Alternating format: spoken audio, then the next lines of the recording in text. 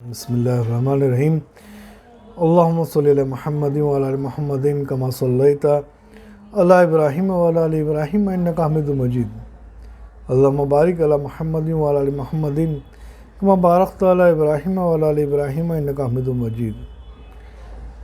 دوزخ کے خوفناک عذابات میں ہم چل رہے ہیں۔ آج کے درس میں انشاءاللہ ہم سنیں گے حضرت معاذہ کی شادی کا عجیب واقعہ، امام اوزاعی کا دوزخ کا ذکر، ایک عبادت گزار عورت جہنم کے خوف سے خطرناک حالات، اور ان بزرگوں کے حال جو آنکھ دیکھ کر تڑپ اٹھتے تھے اور حالت بدل جاتی تھی۔ جہنم سبق لینے کے لیے ہے، اس کے فصل میں انشاءاللہ سنیں گے ہم لوگ۔ چلیے چلتے ہیں۔ حضرت معاذہ کی شادی کا عجیب واقعہ۔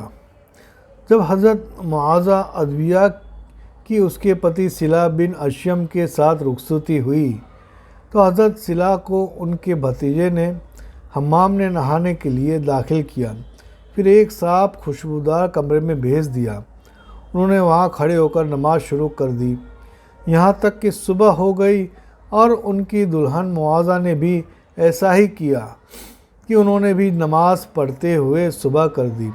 جب صبح ہوئی تو ان کے اس کام پر بھتیجے نے ان کو جھڑکا تو انہوں نے جواب دیا کہ کل تم نے مجھے پہلے ایسی جگہ داخل کیا کہ جس سے مجھے جہنم یاد دلائی، یعنی گرم حمام میں، پھر ایسے کمرے میں داخل کیا جنت یاد دلائی، یعنی دلہن کے کمرے میں۔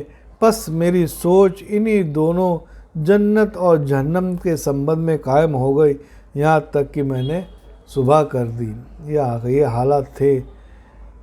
اللہ ہم سب کو سمجھنے کی توفیق عطا فرمائے۔ چلیے سنتے ہیں امام اوزاعی اور دوزخ کا ذکر۔ حدیث میں مشہور عالم امام اوزاعی جب دوزخ کو یاد کرتے تو بس یاد کرتے ہی کرتے جاتے، اور کسی کو ہمت نہ ہوتی کہ وہ آپ سے کسی چیز کے بارے میں سوال کر سکے۔ ہاں، اگر خود ہی خاموش ہو جاتے تو الگ بات ہوتی۔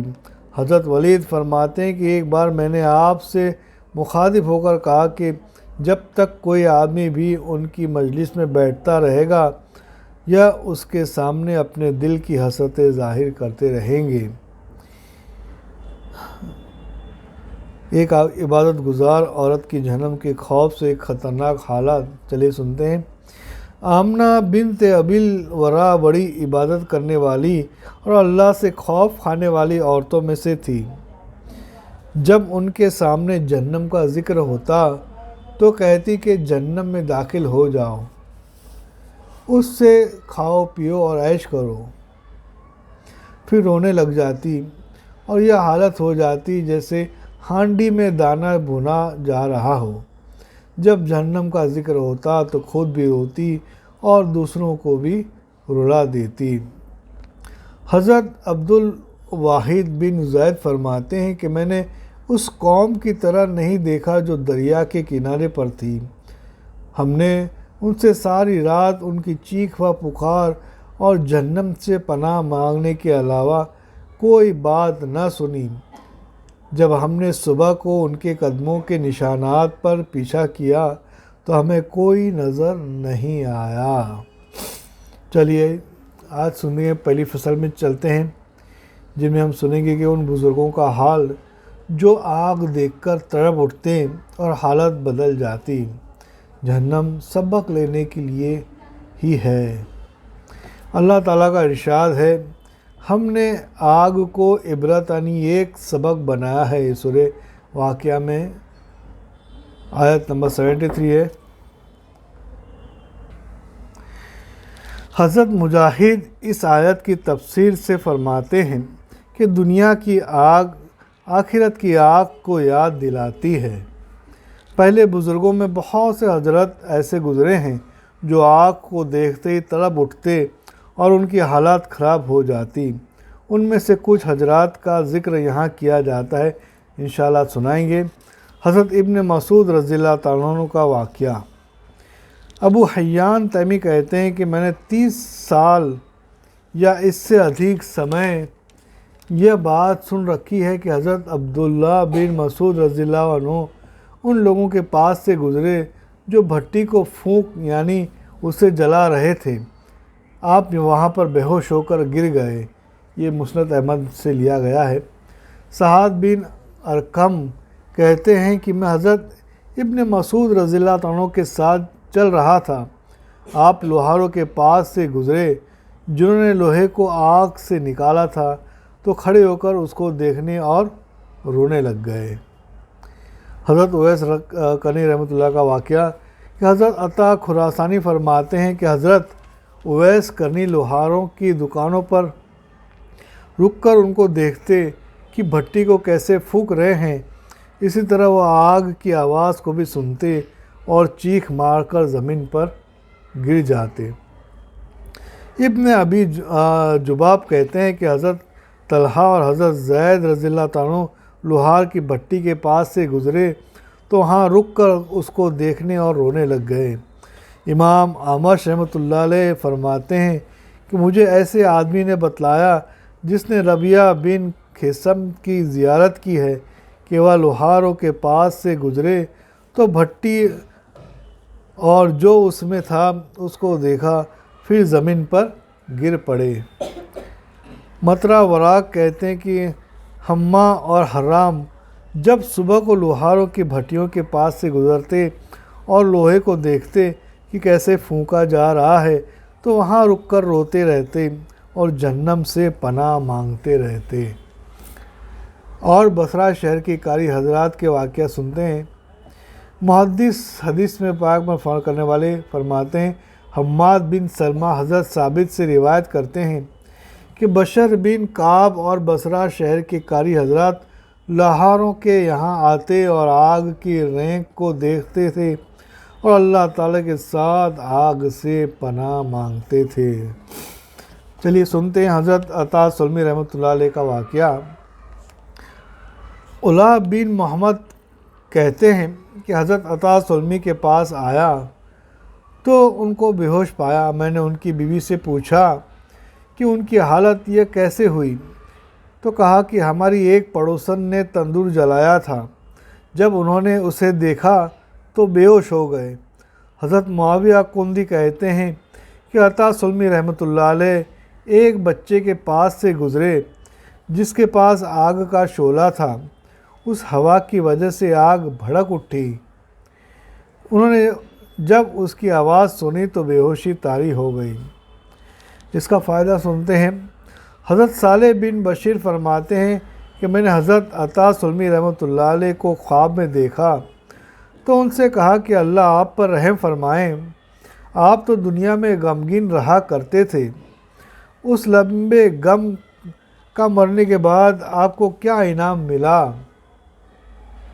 آپ نے فرمایا، اللہ کی قسم اس لمبے غم کے بعد مجھے لمبی راحت اور ہمیشہ والی خوشی حاصل ہوئی۔ پھر میں نے پوچھا، اب آپ کس درجے میں ہیں؟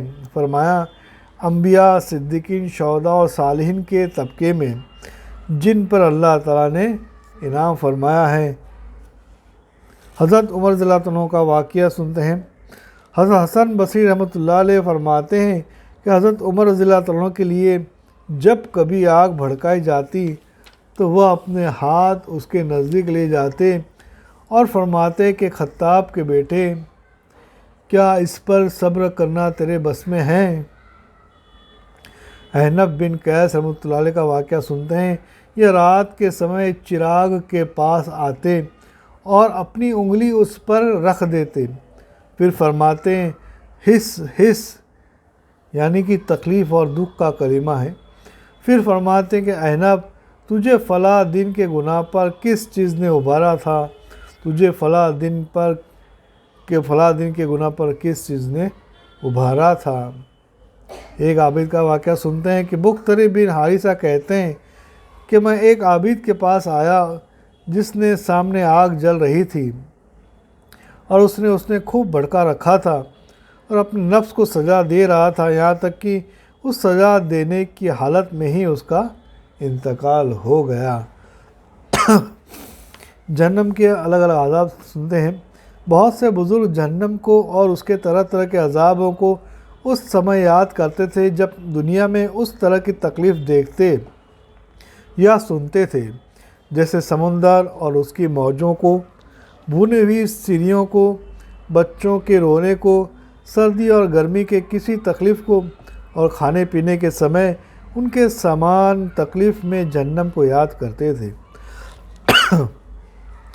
اس کی تفصیل الگ الگ اور اپنی اپنی جگہ پر آئے گی انشاءاللہ۔ اللہ تعالیٰ ہم سب کو کہنے سننے سے زیادہ عمل کی توفیق عطا فرماوے۔ ایک صحابی رضی اللہ تعالیٰ عنہ کا عجیب حالات سن لیتے ہیں۔ ایک صحابی ایک بار کہیں چل گئے، کپڑے اتار کر سخت گرمی میں زمین پر لوٹنے لگے اور اپنے نفس کو کہنے لگے، جہنم کا مزہ چکھ، جہنم کا مزہ چکھ جو بے انتہا گرم ہوگی۔ اے رات کے مردار، یعنی کہ رات کو سڑی مردار لاش کی طرح پڑھ کر عبادت نہ کرنے والے، اس کی طرح فرمایا، اور دن کے بیکار، یعنی دن کو عبادت نہ کرنے والے یا اسی حالت میں تھے۔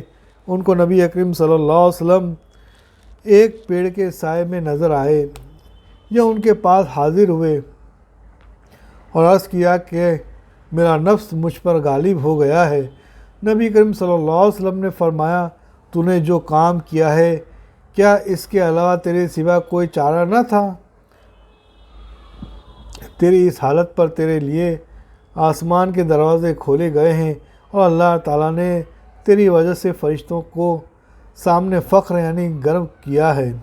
اللہ تعالیٰ ہم سب کو کہنے سننے سے زیادہ عمل کی توفیق فرمائے۔ سبحان اللہ بحمدہ، سبحانک اللہم وبحمدک، ونشہد ان لا الہ الا انت ونستغفرک ونتوب الیک۔ سبحان ربی رب العزت عما یصفون، والسلام علی المرسلین، الحمد للہ رب العالمین، آمین یا رب العالمین۔